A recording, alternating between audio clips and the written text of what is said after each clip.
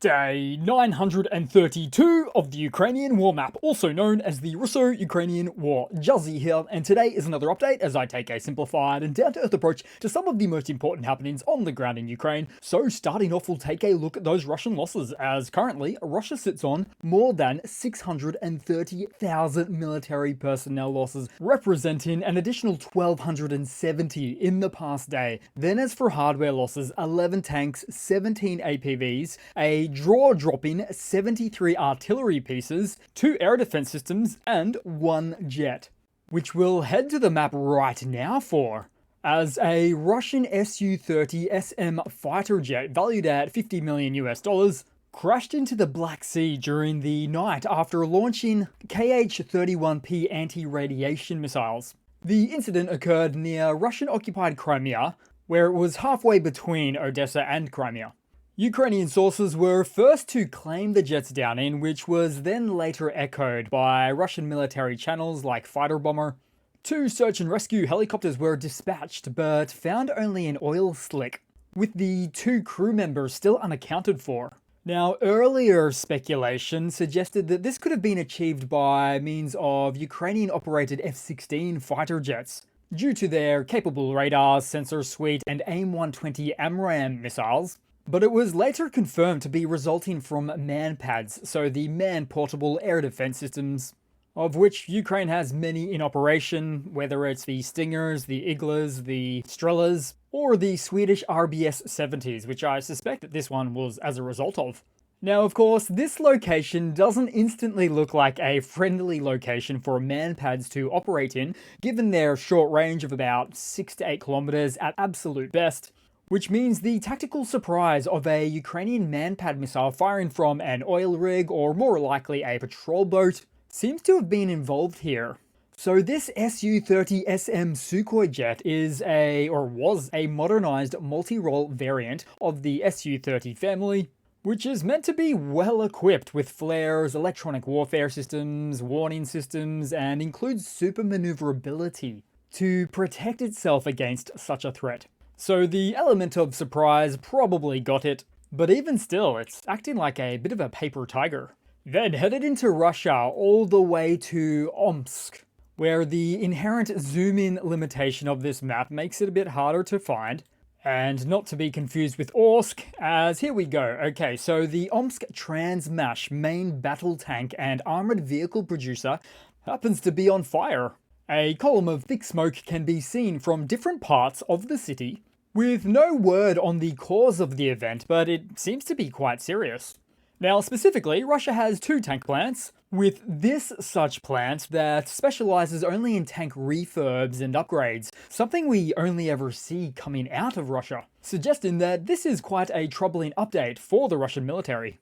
Then headed across to Belgorod, so still within Russia and just inside of 24 hours ago, because following an explosion on the railway between Volnovakha and Novi Oskol in the Belgorod region, one of the freight cars flipped over, smashing into the rear of the locomotive before tumbling off the tracks.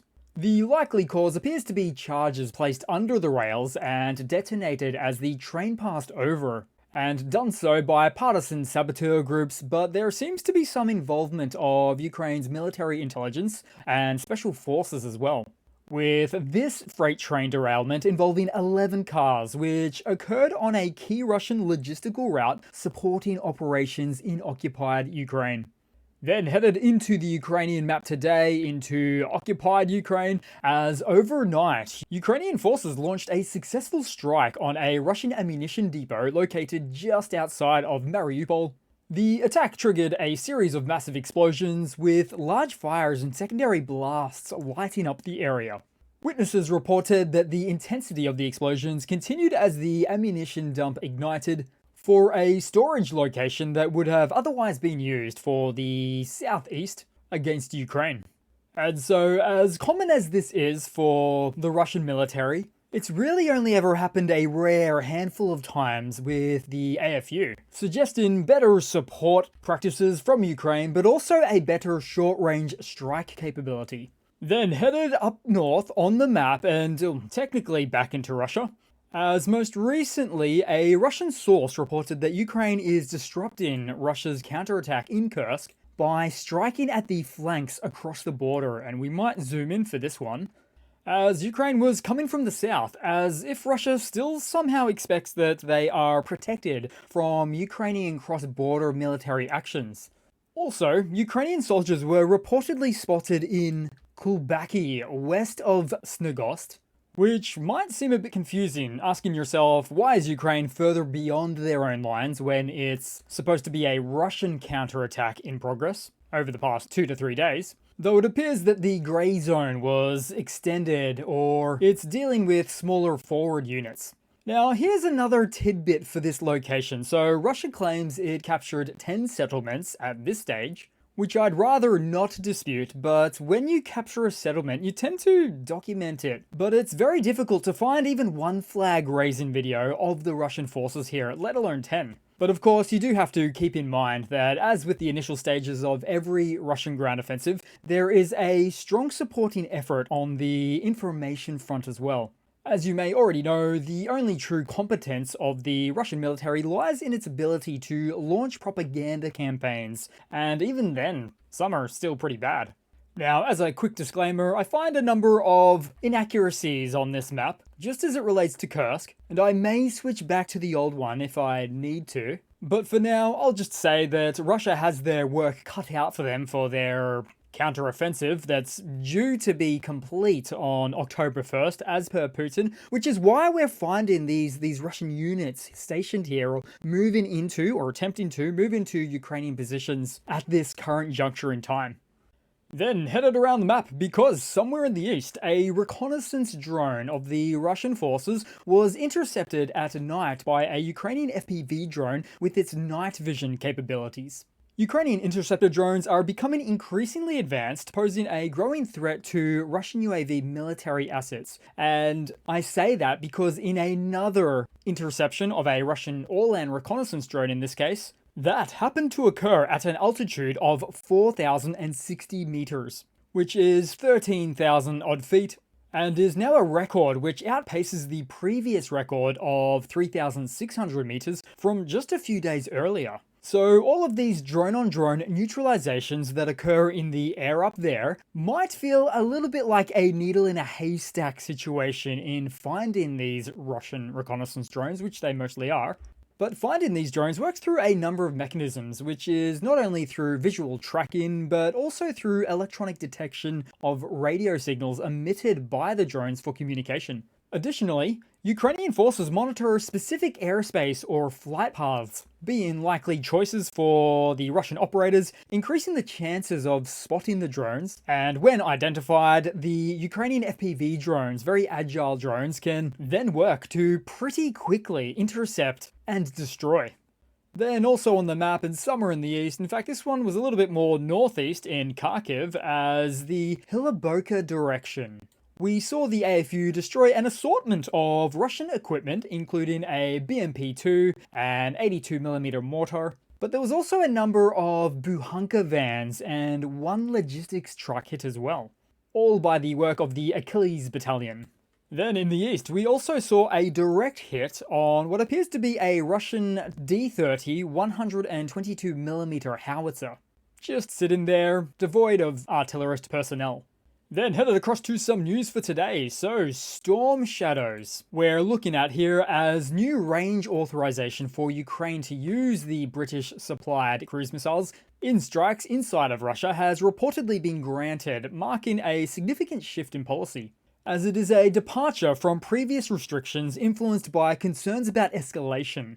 Ukraine has long contended that restrictions on such weapons are hampering its war efforts, as Ukraine continues to target Russian military assets, including those in annexed Crimea, with the UK-supplied Storm Shadows, but also the French variants, the Scalps. Now, the AFU operates Storm Shadow cruise missiles that have a 250km range, though there are longer range variants capable of reaching over 500km. Ukraine, of course, also has their 300km range ATACMS ballistic missiles, which could serve useful on Russian targets when the green light happens, which is expected to potentially occur soon. There is also talk of the US providing the AGM-158 JASSM missiles, which is an air-launched missile with a range of 360 kilometers, although there is an extended range variant that reaches up to a whopping 925 kilometers. Therefore, missiles like the Storm Shadows, the JASSMs, could potentially reach all the way up to Moscow, which allows for targeting of many Russian airfields, depots, and other various military assets along the way.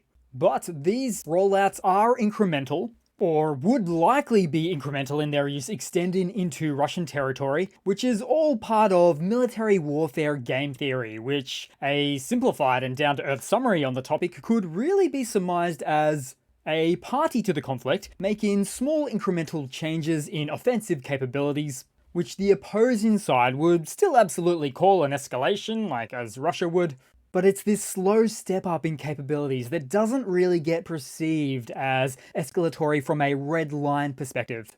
And then we also have the broader picture, as Ukraine is already striking into Russian territory with its own highly successful UAV platforms, achieving unprecedented success rates in all of recent military history on the small UAV front. However, the missiles mentioned do offer a complementary capability because while Ukraine's drones are slower with smaller payloads, these missiles are faster, carry larger payloads, and are incredibly precise, boasting extremely high success rates, even in Ukraine. Because, take for instance, the Storm Shadows, it was something like 19 out of every 20 used by Ukraine in this war hit their target.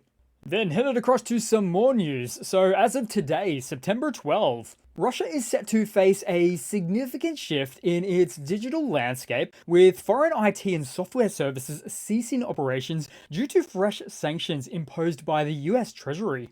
These measures target critical technologies that Russia relies on to function in both civilian and military sectors.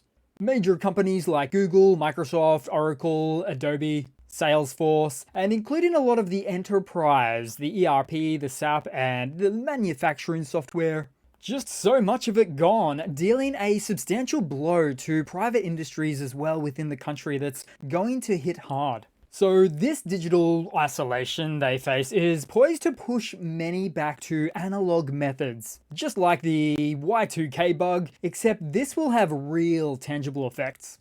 Then to some more news, Turkish President Erdogan has reaffirmed his unwavering support for Ukraine's territorial integrity, advocating for the return of the annexed Crimean Peninsula to Ukraine. So speaking at the 4th Crimean Platform Leaders Summit, Erdogan declared, quote, "The return of Crimea to Ukraine is a requirement of international law." So it's a powerful statement for a partially friendly nation to Russia.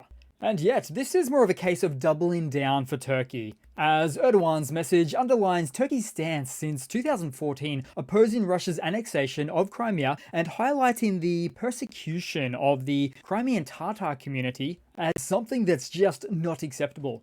Then headed across to a quick funny to round it all off for today, guys. Now, it's a little bit off topic, but work with me here. So, Putin ordered his local scientists to create an anti-aging drug. Not surprising, really, as Putin lives quite comfortably and wants to live as he rules over Russia indefinitely.